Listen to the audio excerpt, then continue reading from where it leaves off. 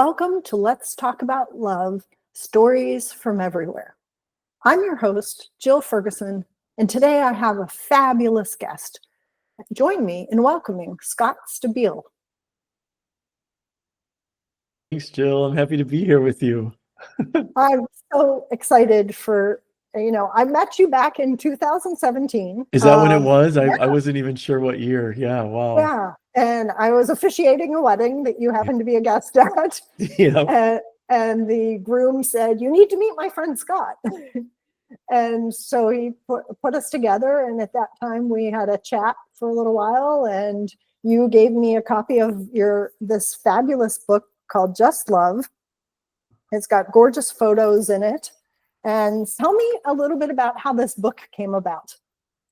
Just Love came about from a Kickstarter campaign, which is a crowdfunding site. So I had been writing for several years, putting my writings up on social media, primarily Facebook at that time. And I just had a collection of lots of writings. And my writing at that time, and still in many ways, are short pieces, like maybe it's a sentence or two or five.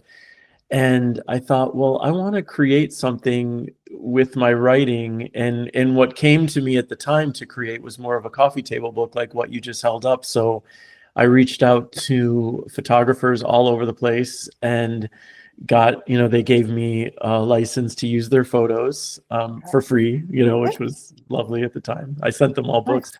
And I paired their photos with my pieces of writing. And through Kickstarter raised on that site, I don't know how familiar you are with it, but you have to set a goal to raise. I think I wanted to raise $20,000, which would afford me 1,000 copies of printing this in a self way. And so I was able to meet that goal. And Kickstarters, it's like, if you don't reach your goal, you get nothing. So you have to reach your goal in order to get something. And then and the way it works is there are different tiers for giving. So a lot of people would contribute, I think it was like $40, and that gets them a copy of the book. That's what the gift is. So yeah, that's how that book came to be. What an amazing gift for $40. Yeah, it was a cool experience. It was actually also a really tough experience because doing something like that really forces you to look at the places, or forced me, I'll speak for myself, to look at the places inside where I'm not really aligned with my sense of self-worth, right? It was for all those years I was just putting my writing out there for free. And this was really the first time I was asking for money for the work that I'm doing in that way. And it can be so provocative to do that because I understood that some people are going to judge me, and even though I think it's ridiculous to judge people for wanting to get paid for the work that they're offering to the world, it's also something that we do, right? Especially when you're used to getting everything for free online. So it was like just kind of standing in for a month, and the cycle was a month long from the day you launch the campaign to the day it ends. And there was a lot of support in the beginning, and then this lull in the middle, and then a lot of support at the end. And so you're sitting with that energy to some degree for those 30 days and really looking at those places inside of yourself where you could be a bit more self-loving and really, really connect to your worth and believe in what you're offering the world, which I think is the journey for anyone, any creative who is putting their work out into the world. We all go through that on some level. So it was a powerful experience. I was grateful that it worked out. I love the book. I think it's beautiful. And yeah, it was cool. And as we were talking about before the show started, the only copies available right now are resale copies, right? Yeah. So I printed up that first 1,000, and then those sold, and I printed up another 1,000 and sold those, and now I have one box left of books that so I'm not even involved with selling them. I'm kind of holding on to those for now. Is there any chance you think that you'll go into a third printing at some point? I don't know. I mean, not in the near future, I don't think. I mean, my energy, I love that book, and I loved the experience around it, and my energies aren't really with that book right now. I've kind of moved on for now. So So you've written 2 more books about love, basically. Yeah. Right? Just Love, Big Love, and Enough As You Are. Yeah. But what started you down this love path to begin with? Well, I will say, I would say I do remember myself as a very loving kid and a very compassionate kid. So I think that I came into this world with a pretty open heart, and was really sensitive always. And so definitely connected to my heart as a young kid. And then in my early 20s, living in San Francisco, I got involved with a cult, Oh, with yeah, a spiritual community that yeah. is a cult. And the guru, my former guru, professed himself to be an enlightened master, and what he was teaching was just love, right? You know, love, unconditional friendship, unconditional this, unconditional that, and always returning to love. And at the time, it really connected with who I saw myself to be, like, and mostly connected with me from this place of, how do I feel the best in my life? I feel the best in my life when I'm in my heart and when I am connecting with the energy of love and all that love invites into our lives, things like compassion and forgiveness and kindness and all the good stuff. So those years, I was a student of this guru for 13 years, and it ended in a pretty ugly way that didn't feel very loving, but I Well, still sometimes that reflect. happens with cults, Yeah, right? it tends to happen if Yeah. you, yeah. But I still reflect on that time with a lot of gratitude, I and a lot of growth. And what I came to discover, Jill, was like, at the time I was so obsessed with becoming enlightened. It was all I cared about, not all I cared about, Yeah. but it was the primary thing driving me, was like, I want to attain enlightenment. I want to attain enlightenment. And what I understood as the path to enlightenment was more love, more forgiveness, more kindness, more compassion. And when I left my former guru, I also left this just compulsion around enlightenment, and this desire to be enlightened, which I noticed was creating for me so much more suffering. I was constantly judging myself against a more enlightened version of myself that didn't exist, and then shaming myself because I hadn't arrived there yet. Well, And and it so, also becomes kind of ego driven at that point, right? When we're like, oh, we absolutely, haven't yeah. we haven't gotten there yet. We're not perfect, or we're not whatever, right? Yeah, Absolutely. Even the desire for it is yeah, ego, right? yeah, Like, there's a place inside us that is not desiring these things, that is just okay with who we are in the moment, which is ultimately what I believe enlightenment to be. It's like this yeah. deep acceptance of your humanity, your divinity, and all of it. But letting go of that created a lot of freedom in my life. And what I discovered, though, was that everything that I saw as a part of the path to enlightenment, like being more loving and compassionate, none of those desires left me. Like, that still became the focal point of how I wanted to live my life, but without the burden of feeling like I had to arrive somewhere. So yeah, now I believe deeply in love, in the power of love. I see it as our greatest healer, and without it, I don't see healing as a possibility. Like, we have to have love Yeah. integrated with everything else we're doing, or we're going to find ourselves in the same frustrating places that we find ourselves. Yeah, I agree. I What back about you? well, a couple falls ago, I ended up putting this bee Uh, tattoo on me, as a reminder of a few things. One of which is that we are not defined by our doing, and that if we stay in our being, which is what love is, right? It's always present. It's yes. not something that we're striving towards. We have the ability to not only love ourselves better, but affect more change outward, in the world, by just being. And that, and the other reason why is that we're all part of the hive, right? And how we feel about ourselves and how we feel about others, and the emotions that we're sending out into the world, and the peace and the love and the joy, have repercussions, right? It's the butterfly effect, sort of. but and so every day I see this on my wrist, and it's just a reminder of, like, no, you're not about like what tasks you accomplished today. It's about how much love that you have for yourself, that you have for others, compassion, and to just be, and know that it's all for the better good. Yeah. And what you're saying is, it's so wise and it's so simple, but Yeah, it's not easy, No. It's not just being should be the easiest thing that we have to do, because it's Yeah. just being, and yet it can be one of the hardest things, just Well, to allow yeah. ourselves to be who we are in the world. And all of the messages that we get from external factors, right, is all, you need this, you need that. Look at all the commercials from the Super Bowl, right? It's just, Yeah. you need this, need this, need this, and otherwise, and then you'll be happy, or Then you'll be enough. Yeah. Then you'll be worthy. That Yeah. yeah. I think that's for me what been a deeply important understanding. And I don't remember like when it happened. I don't know that it was a moment, but just really understanding that my worth is inherent, and as is everyone else's. It's not predicated on anything we do, on how we look, on how much money we have, on what we're offering the world. All of those things are wonderful if they contribute in a meaningful way to your life, and they have no bearing on your worth.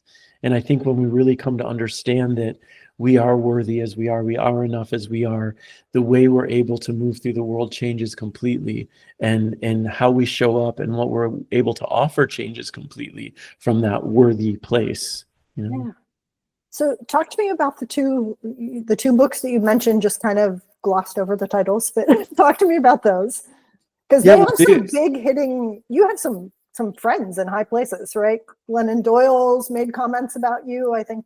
Was it her? Yeah, I mean, one of the wouldn't wisest people she knows. I wouldn't say friends though. I appreciated that endorsement very much, you know. And Elizabeth Gilbert's endorsed one of your books. And, again, but not a friend. Yeah. You know, in the publishing world, I was deeply grateful for both those endorsements. Yeah. I love both of those women deeply. Yeah, I mean, Big Love, it came out. Actually, the paperback is finally coming out 7 years later this month, later on February 25th. And that is a collection of personal essays, and each one is each essay focuses on a different theme, themes like shame and grief and forgiveness and kindness and empathy and all the things that I tend to speak and write about. But those are a bit longer essays on experiences in my life where I really kind of felt off center and pulled from my center, and the way that I found myself back, got myself back to my grounding and my center. And love was a part of all of that. And then, do you want to give our audience an example of one of those things that pulled you off center? And well, I think shame, right? Like there's a chapter on shame, and what I highlight in the chapter, I mean, I talk about different things I feel ashamed about, but the focus was on I cough a lot and have a lot of like throat clearing stuff, and always have, I mean, my entire life. And it's something that I've carried a lot of shame about, and just feel embarrassed, and like you know, I'm distracting and all of this stuff with me. And also shame because I feel like part of that is emotional.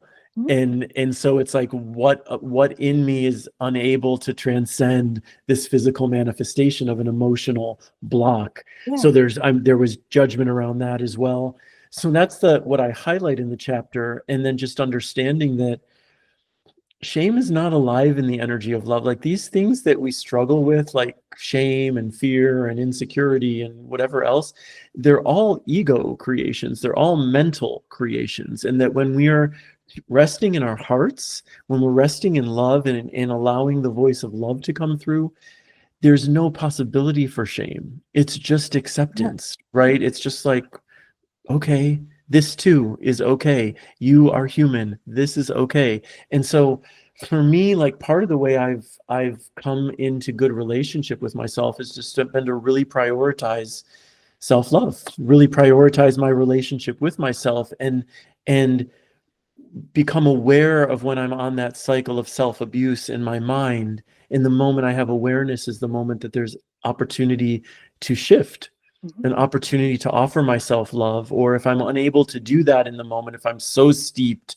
in the you are less than, you're not enough, you're this or you're that, just to think about anything else, right? Like it's like we are not bound to thinking about ourselves, particularly when thinking about ourselves is creating a lot of suffering. So if I can't look upon myself with any sort of kindness, which is rare these days that I can't find any sort of kindness, but still it happens. I'm just like, think about the next door neighbor's dog that is adorable, or think about your nephews and nieces, or think about anything that brings you joy in the moment until you can get back to thoughts of yourself in a clearer way, right? I think we forget that we have a lot of power in our ability to create for ourselves a different relationship with ourselves, which automatically informs how we relate to everyone and everything else, which is, I think, why self-love is so critically important. It informs everything else. And so when I see people out there who are deeply kind and compassionate with each other, I tend to believe that they're working on their relationships with themselves too. And when I see people out there just saying and doing the most heinous things with one Yeah. another, one of the first things I recognize is just someone who does not love himself or herself or themselves.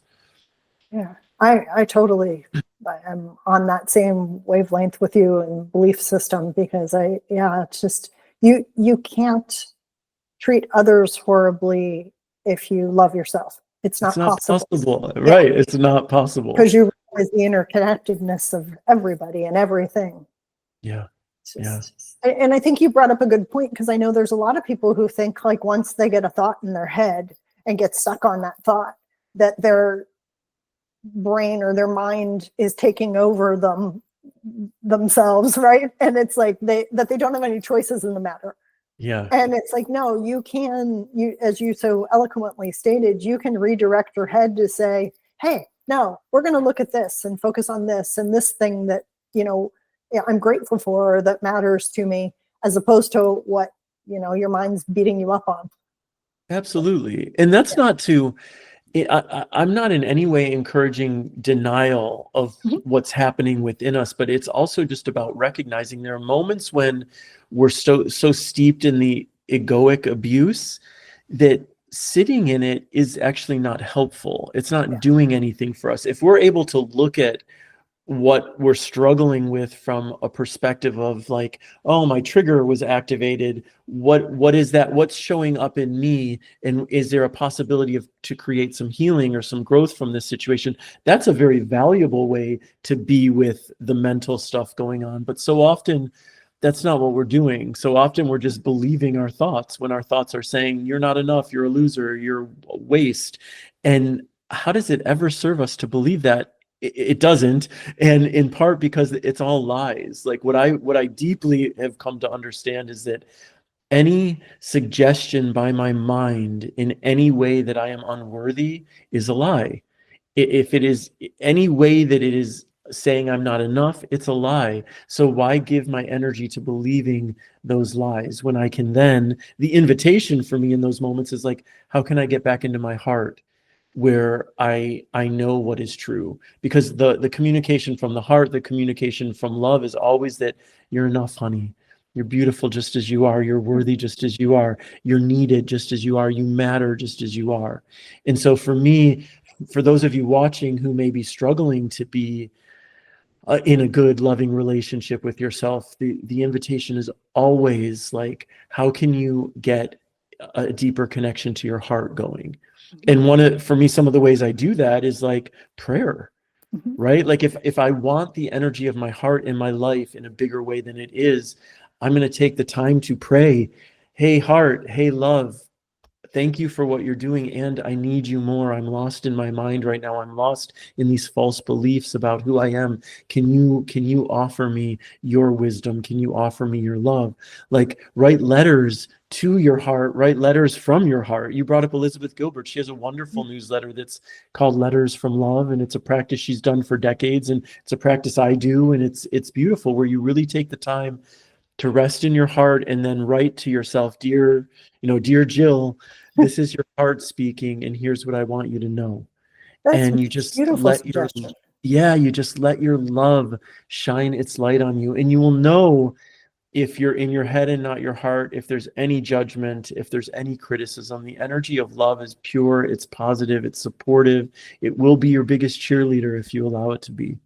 Well, and I think what you just said is so important, because so often, like, I was speaking at a conference once, and a couple of the women in the conference were like, well, I don't have money for self-care and I don't have money for self-love. And it's just like, we think it's a thing. right, that we do that has to cost something. Yeah. Like I can't go to the spa, or I don't have money for a massage, or whatever it is that is their physical manifestation of self-love, Yeah. where you're talking about something that is free and open to everybody. And you can, I mean, you can record a voice memo on your phone. Most of us carry around phones all the time. That's to yourself, from your heart, or to your heart. Absolutely. Yeah. Create a collection of those so that when you're down and when you're lost in the belief of your thoughts that you aren't worthy or that you're not loving, play those recordings of yourself when you're in your clarity, when you're in your heart, to be reminded that, well, wait a minute, there's something else going on here that's much deeper, much wiser, and much more connected to who you want to be, and who you are. And are you still posting a lot on social media? Because you mentioned that earlier, that you were posting your writings and things. No, I haven't posted in nearly a year, and I'm well on. I mean, I used to post all the time on Facebook and Instagram, and I don't feel aligned with Meta right now, so that's not something I'm giving energy to at all. You and me both. Yeah, that's where I've been too. So I diddle daddle on Blue Sky a bit, and I'm giving more intention on Insight Timer, so I'm starting to share more meditations there and giving live talk. The the meditation app, Insight Timer? No, I don't know that one. Oh my God, you've got to know this. Yeah. Okay. It's a massive meditation app, and it's thousands of teachers on there, and every sort of meditation or talk and courses that you could possibly want around these things. Do you know who owns it?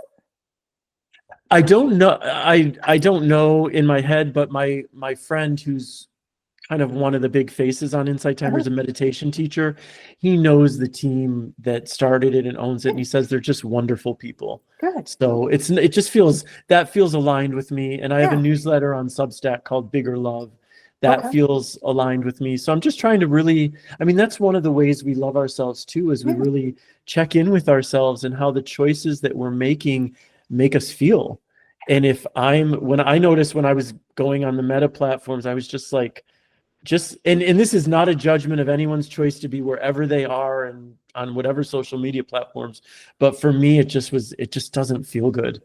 So I'm like, I want to be more intentional about not giving my energy to things that don't feel good, you know, and not that life always feels good. I mean, life is full of pain and grief and all of that. And as human beings, we are automatically always going to be looking at ways to feel good in our lives.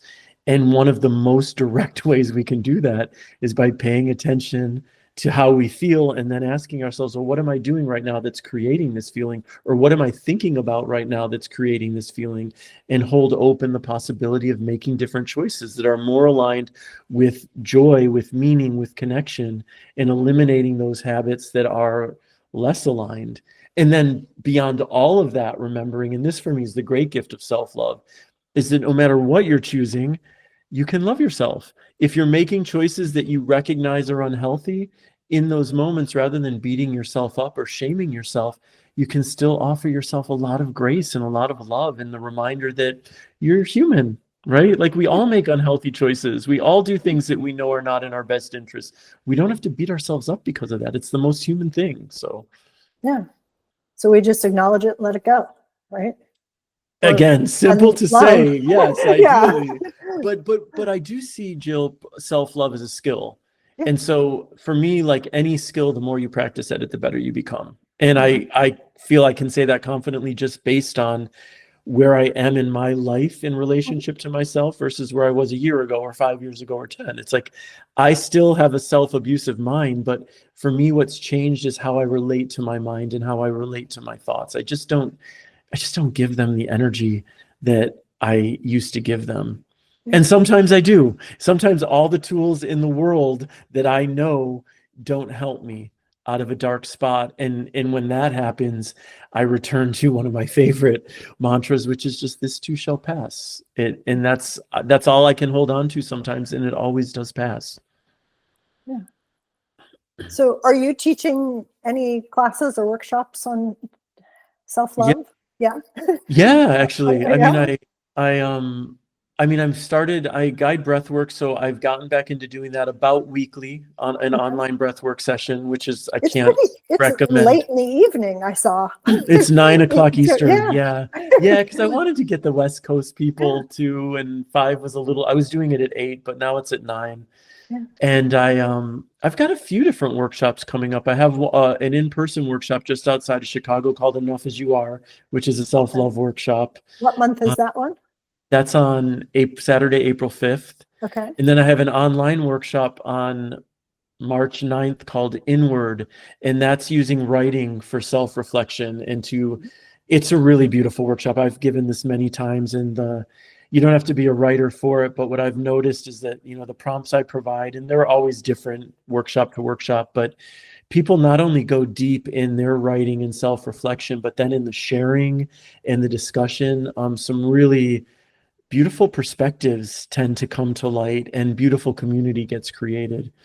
So, yeah. So you'd mentioned the sharing. I could hear some introverts going, I'd take it, but I don't want to share, right? That's totally, yeah. There are always people who don't want to share, and I don't force you to share. I encourage people to, because even I'm an introvert, believe it or not. Yeah. But even the most introverted among us, when they do find in those moments the courage to share, something really beautiful happens. And in all my workshops, sometimes people just sit there quietly. They're in their space and experiencing it that way, which is totally cool too.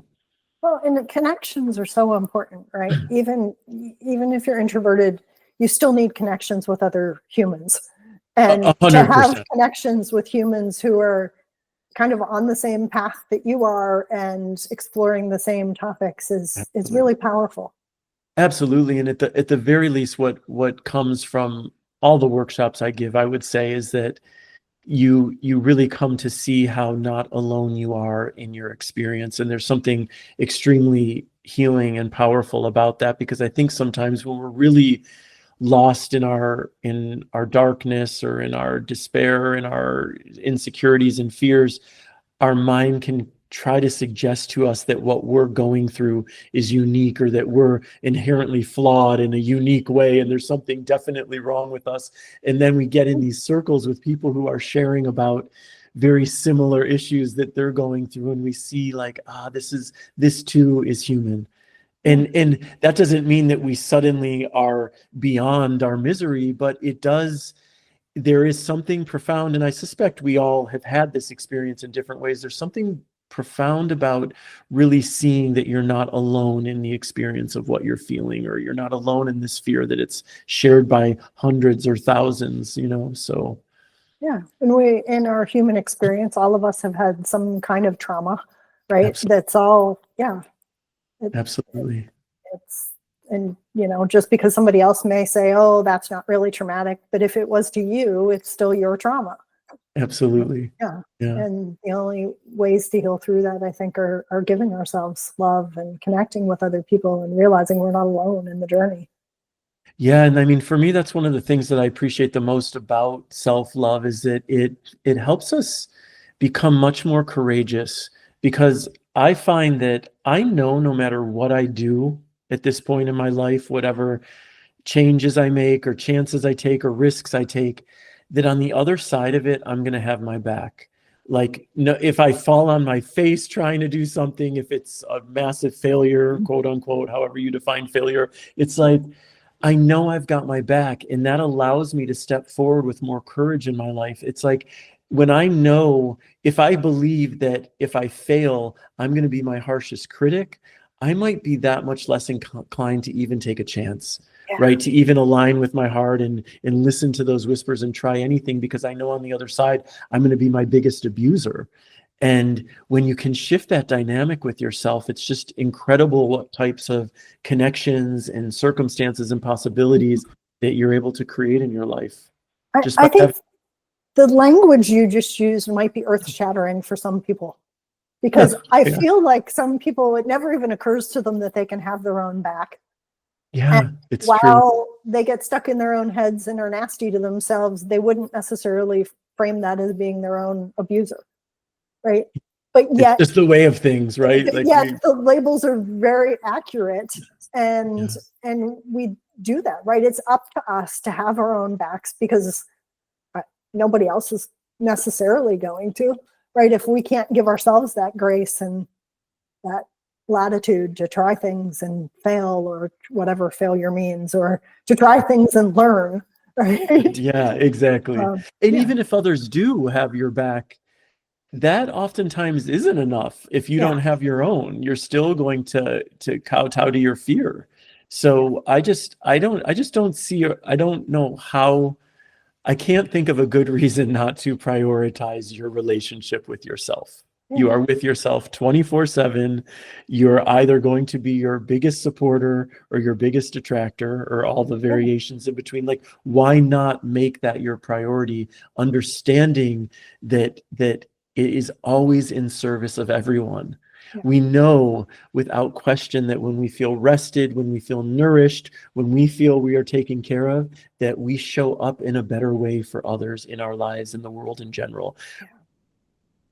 We know it, all of us. So prioritize loving yourself and just see what gets created from that place. Yeah. And one of the yoga teachers that I study with, she always says you have to fill your own cup up first before you can do anything else. Yeah, right? Exactly. But yet on some level, we've been taught somewhere along societal messaging, right, that if that sounds selfish. Yeah. Exactly. And it's the most, for me, I describe self-love as the most beautiful selfishness that exists, because it always transcends self. You know, it's like there's no possibility of shining love on yourself without that love extending beyond you. That's just the nature of love. So there is zero downside to prioritizing self-love, and so many upsides. Nice. So your latest book is, we talked about Big Love just coming out in paperback, but your latest book is called You Are Enough, right? It's called Enough As You Are. Enough Is, I'm sorry. Oh. Yeah. And that is a collect. So Big Love was longer essays. Enough As You Are is a bunch of short prose passages. So every page is its own little piece of writing, and it's all under the umbrella of self-love and self-acceptance. I love the title. It's very kind of Yoda-esque.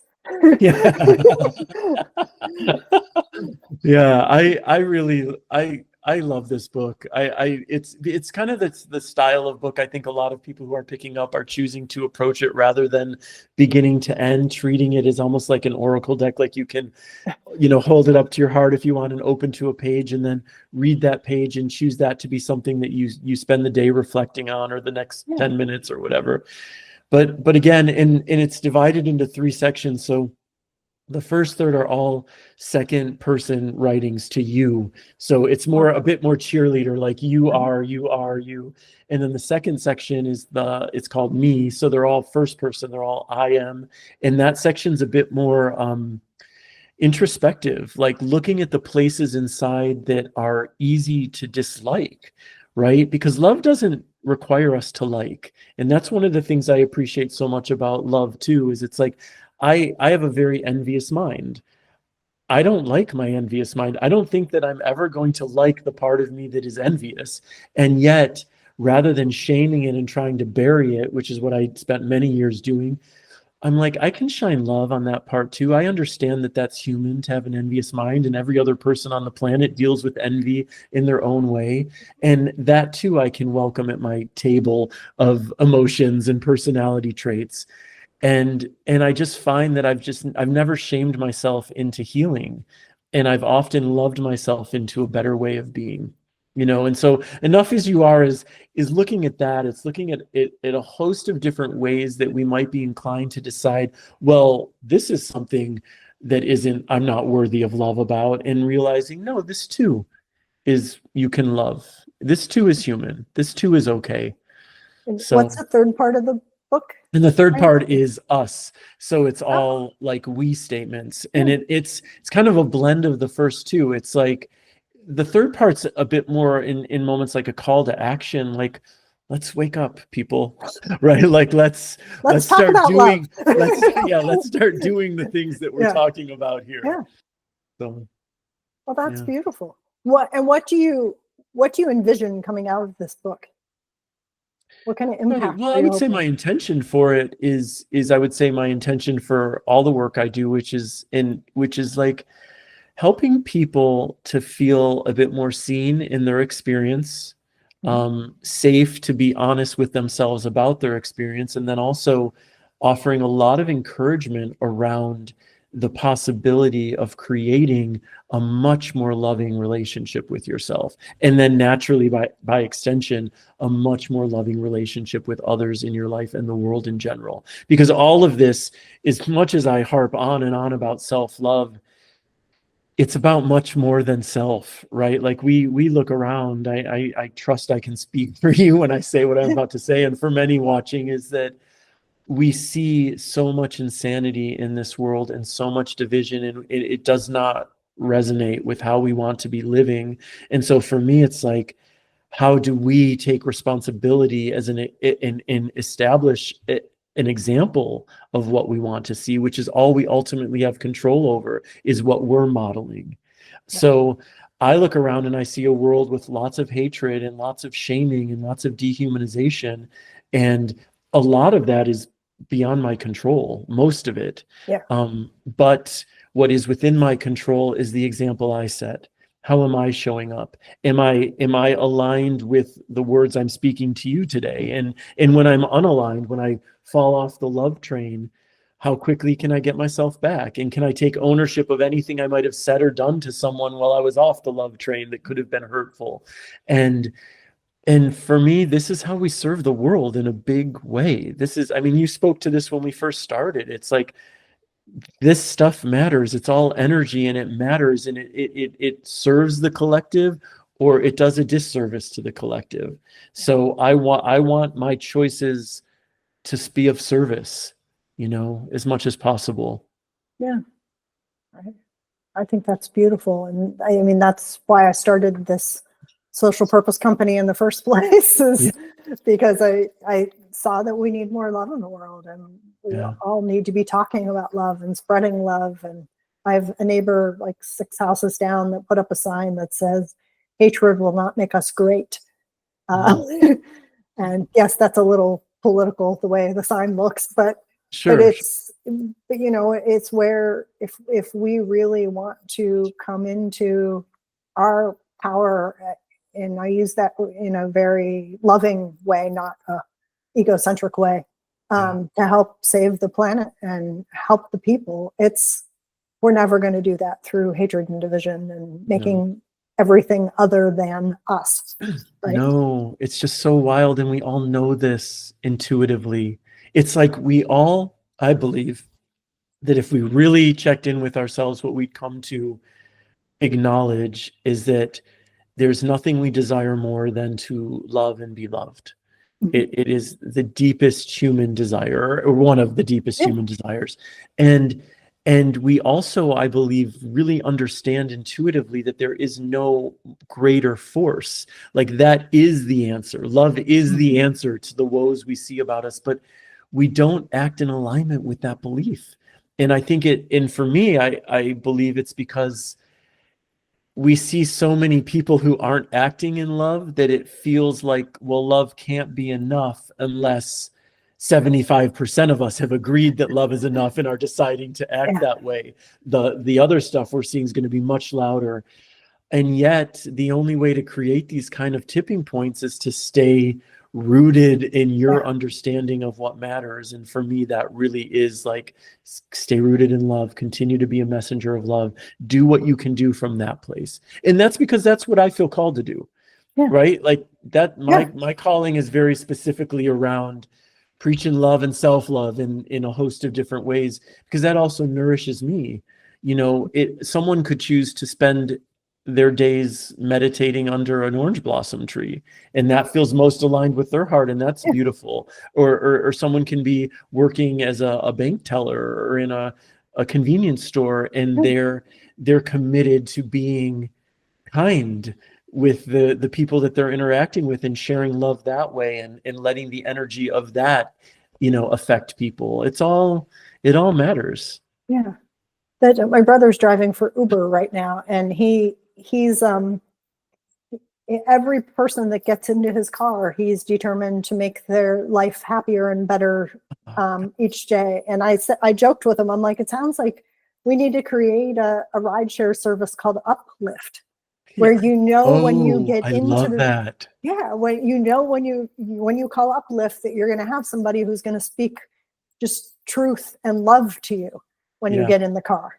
That is the perfect name for that too. Thank you. Yeah, it couldn't be better. Yeah, and I mean, I feel like what your brother's doing is critically important. Yeah. Like what could be more important than that, right? Like Yeah. this is how he's chosen to be with his work, and it's like it matters. It matters so much. Yeah. So and I feel like when we choose love, it becomes part of every action that we do, kind of naturally, right? It infuses it, and regardless of what we're doing, whether we're the sanitation guy or whether we're, the TSA agent. Yeah, it's all energy. And we've all been affected by people out in public that, I remember living in Panama however many years ago and waking up in the most foul mood and needing to go to the grocery store and going to the grocery store in the most foul mood. And then when I got to the checkout, the woman there just had this beaming smile. She was full of joy. I didn't speak much Spanish at all, and we're communicating with each other. And her energy single-handedly shifted my whole experience of my day. And I left there just kind of smiling and like, I'm not in a foul mood anymore. Like that was such a beautiful interaction, and that was just her being who she was and in her light and wanting to share that light in a sweet and loving way. It matters. What an amazing example. Do you have any last words of wisdom you want to share with our viewers? Or I know your books are available pretty much everywhere books are sold. Hopefully. And we also have links on our website to a couple of them. So thank you for that. I appreciate it. I mean, really what I feel called to share right now is just for anyone listening who isn't, well, for everyone listening, whatever relationship you have with yourself, just to remind you that it is never too late to deepen the relationship you have with yourself. It's never too late to start loving yourself in a more committed way. It's just not. It's always what we do from this moment on that matters the most. So here we are again in a new moment. What choices are you going to make that reflect self-love and self-care? And just know that we can transform these types of relationships all the time. And so my hope lives large in that knowing and that understanding. Yeah. And if anybody wants to get in touch with you, they can go to your website, right? ScottStabile.com, and find me on Substack, my newsletter. It's free. You're welcome to get a paid subscription, but it's free for all too. It's scottstabile.substack.com. And find me on Insight Timer if you want to meditate with me or anything like that. Oh, that's wonderful. Oh, and I saw on your website that you're leading a trip in Portugal in November. Yeah, it's sold out. Or I would have brought it up. Are you going to do another one? Since that one's sold out? My buddy David and I do one a year, one big one a year. But I'm sure you can find on my website. I have any event that I'm doing is going to be on there, so you can find that there. Okay. Well, if it sells out that quickly, it sounds like you need to do a few more. I know. I'd love to. Other places or the same place. Yeah. Well, thank you so much. Jill, thank you for what you're doing here with this mission and the just joy and light you're bringing to it. It's really lovely. Thank you. Okay. Bye, everyone.